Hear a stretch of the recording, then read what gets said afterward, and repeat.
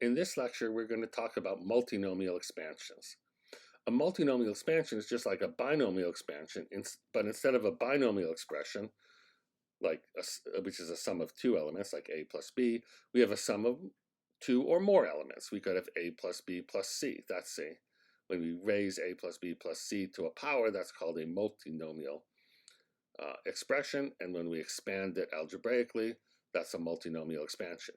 Here's one I did ahead of time for you guys. If you just have a plus b plus c and you cube it, maybe you did this way back when you first learned algebra and you just played around by just first multiplying a plus b plus c by itself and then multiplying it by a plus b plus c again, you just get all of these terms. It's a whole bunch of terms. Seems like it's hard to make sense of all of that. It's a big mess. You want an even bigger mess? Take a plus b plus c, raise it to the fourth power, and you get all of these terms. Of course, it's a lot more than just a big mess. There's some patterns we can see right away. Some obvious patterns are that every term in this expansion, here's an a cubed, I'm ignoring the coefficients for a second. Here we have a term a squared b, here we have an a squared c, here we have an ab squared, here we have abc, here we have ac squared, b cubed, b squared c, bc squared, and c cubed. What we see is that what I'll call the total power in each term is the same, it's 3. By total power, I mean the sum of the exponents on the a's, b's, and c's. You can think of this a cubed as a cubed times b to the 0th times c to the 0th, so the sum of the exponents will be exactly 3. Here, a squared b, sum of the exponents is 3. Same on every single term. In fact, we have every possible term you get using a, b, and c that has a total power of 3. And then there's the question of how many of each term do we have.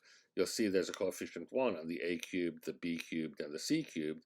We have coefficients of 3 on a squared b, a squared c, ab squared, ac squared, b squared c, and bc squared. And we have this 6 as a coefficient on abc.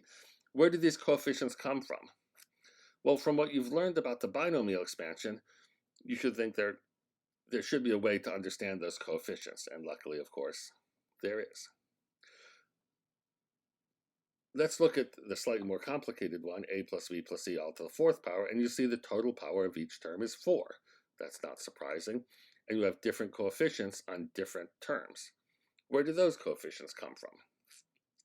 Well, to understand that, we have to go back to the binomial expansion. Here's a binomial expansion, a plus b raised to the 4th power. And now we're going to think of that as a plus b times a plus b times a plus b times a plus b. Well, when you multiply all those together, you could get an a to the 4th. What do I mean by that? When you multiply those together, using the rules of algebra, you distribute that plus in the following way. You take a times all of this, and then you add that to b times all of this. And you separate those two out. First, you get all the ones where you pick the a, then you can have all the ones where you pick the b. And then to expand the rest of it, you can do the same thing. You distribute the plus, you get a times this stuff plus b times this stuff, and you keep distributing until you get all the individual terms. Well, when you do that, how can you get an a to the 4th term? You'll have to be using the a from this first sum, and you'll have to use the a from the second sum, and the a from the third sum, and the a from the 4th sum. There's only one way to do it. It has to be using a each of those 4 times. But you'll also remember there's an a cubed b term. How many terms look like a cubed b? Well, you could use an a from this first expansion where you distributed across this plus. But then you might use the b here, and then the a here, and the a here. Or you might choose the b first, and then a, and a.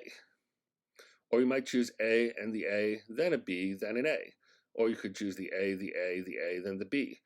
There are 4 different ways in this expansion that you can get a term that looks like a cubed b. And how can we make sense of this number 4? Well, there are 4 different factors here, 4 factors of a plus b. And to get a cubed b, you have to choose a in 3 of them and b in 1 of them. In other words, you're going to get exactly 4 choose 1, the 1 for the number of b's that you choose. You can think of it going back, we can see that we'll call this 4 choose 0, 0 the number of b's that you choose.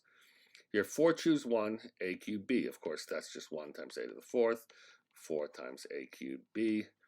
Then let's look at the next term, a squared b squared. How many a squared b squares will we get? Well, when you do all of this expansion to get an a squared b squared, in 2 of the times you did the expansion, you'll have to pick an a.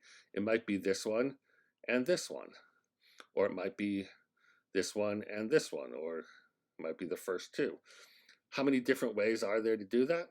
Well, there are 4 factors of a plus b, and we need to choose 2 of them in which to have a b, and 2 of them for an a. That's 4 choose 2 is the number of ways we can do that. Let me make this a little nicer.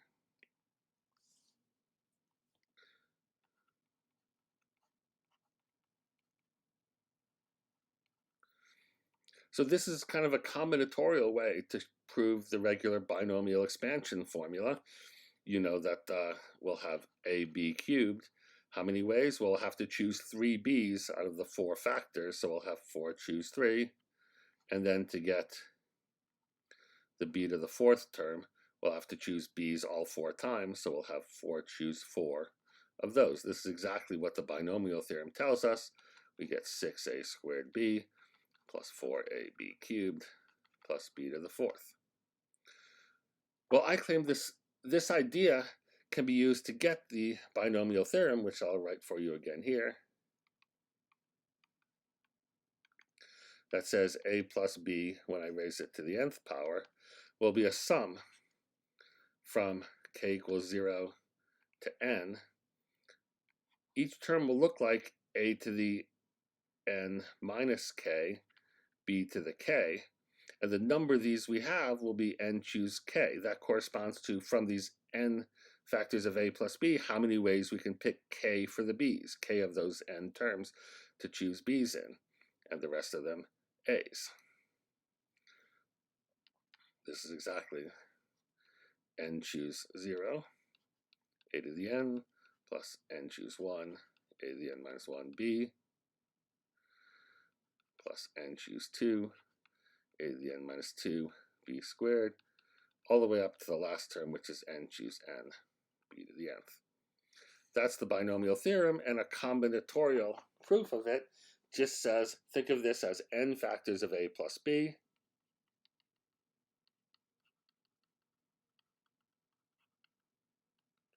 and ask, using the laws of algebra, how many times do I have to choose an a? In how many of these n factors do I have to choose an a? Or in fact, these coefficients come from asking how many times do I choose the b? The a gets chosen all the rest of the times. Now, can we generalize this to understand multinomial expansions? The answer is yes.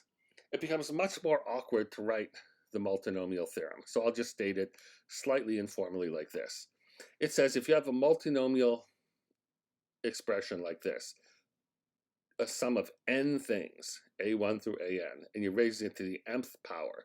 Here the book does, by convention, use n for the number of things here, and m is the power. That's going to be a sum of a whole bunch of terms.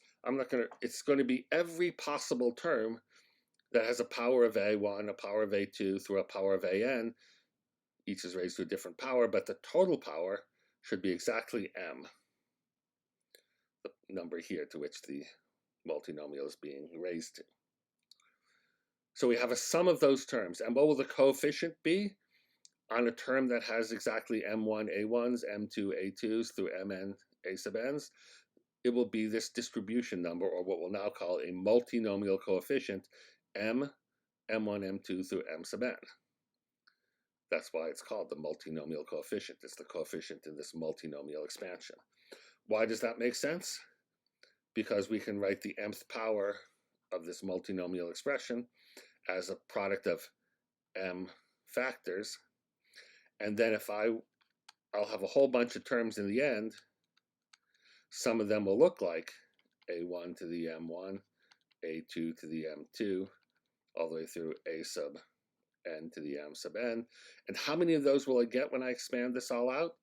Well, in this expansion, I will have to choose a1 exactly m1 times. I will have to choose a2 exactly m2 times. I will have to choose a3 exactly m3 times. All the way up through a sub n gets chosen exactly m sub n times. That's exactly, counting the number of ways this happens is exactly like counting the number of distributions of m balls, think of the m balls as being the labels on the different factor. This is factor 1, this is factor 2, all the way through factor m. Think of that as a distribution of those m balls into n boxes, the n boxes being a1 through an. Which letter gets chosen, which term here from a1 through an gets chosen for each factor.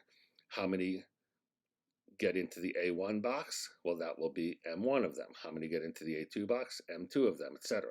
How many ways can I have a distribution like that?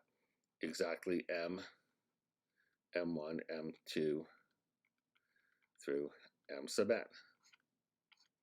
And so every way of picking powers m1 through mn that add up to m, I'll have a term like that, and the coefficient will be that multinomial